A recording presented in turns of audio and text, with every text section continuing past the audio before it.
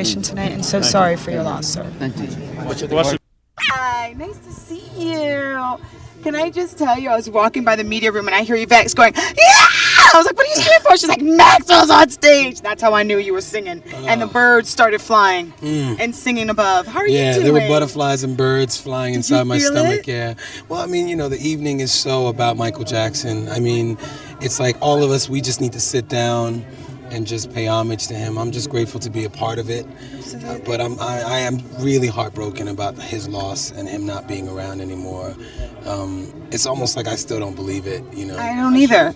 I do. It's really surreal. I wake up each morning, I'm like, okay, let me check the news and make sure this didn't really happen. It's an unfortunate situation. It was a little surreal. Did you see Janet come up on stage? I didn't get to see the show because I was all like kind of being routed around, but I mean, like already I could well up because it's just it's almost like Jet Magazine or Ebony or those staples of African American, the Jacksons, Michael Jackson.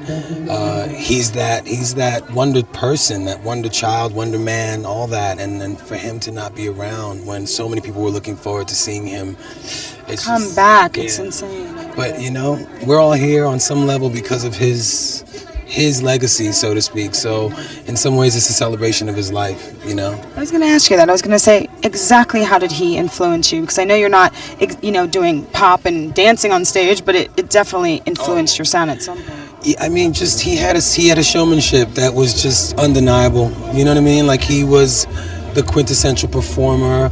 I mean, at the same time, you felt like this bruised spirit, sort of. He was.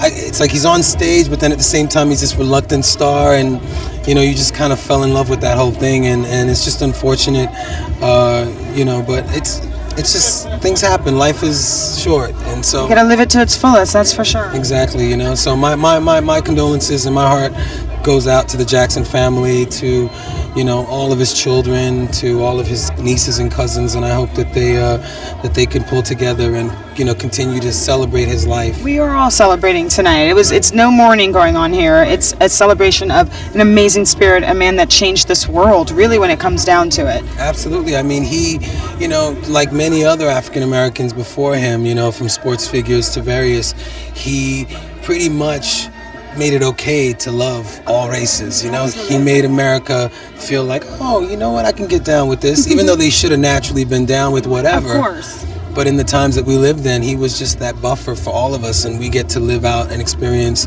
that is much more freer and much more inclusive because of his life. I've been waiting so long for you to come out and do an interview, meaning like a couple years. Like, when is he coming back? When am I going to hear some more Maxwell? I've been stalking Yvette, and here you are. Yeah. Do you call it a comeback? I know it's been 8 years. 8. Yeah, it's been a while. It's funny because it's like.